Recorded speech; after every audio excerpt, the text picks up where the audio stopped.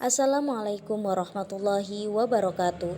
Baiklah, kami dari kelompok 13, kami akan memaparkan materi kelompok kami yang berjudul Pertanggungjawaban Pidana dalam Islam. Baiklah, saya Sutihat akan memaparkan bagian A, yaitu kemampuan bertanggung jawab.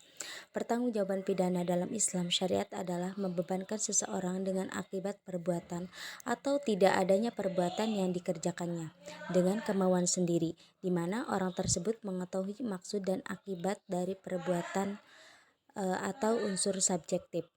Pembebanan tersebut dikarenakan pembuatan yang dilakukan itu adalah telah menimbulkan sesuatu yang bertentangan dengan hukum, dalam arti perbuatan yang dilarang secara syar'i, baik dilarang melakukan atau dilarang meninggalkan. Pembebanan juga dikarenakan pembuatan itu sendiri dikerjakan berdasarkan keinginan dan kehendak yang timbul dalam dirinya, bukan dorongan yang ditimbulkan oleh orang lain secara paksa atau dipaksakan. Selanjutnya B, yaitu unsur-unsur pertanggungjawaban pidana. Hukum Islam memberikan alternatif bagi seseorang mu'alaf dalam melaksanakan hukuman. Berbeda dengan hukuman positif, terutama di masa-masa sebelum revolusi Perancis, karena pertanggungjawaban pidana mempunyai pengertian tersendiri. Setiap orang, bagaimanapun keadaannya, bisa dibebani pertanggungjawaban pidana.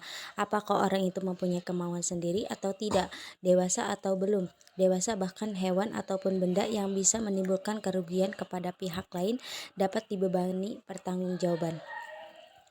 Pertanggungjawaban pidana dapat dilakukan manakala perbuatan yang dilakukan adalah perbuatan terlarang yang mencakup unsur-unsur secara fisik dari kejahatan tersebut.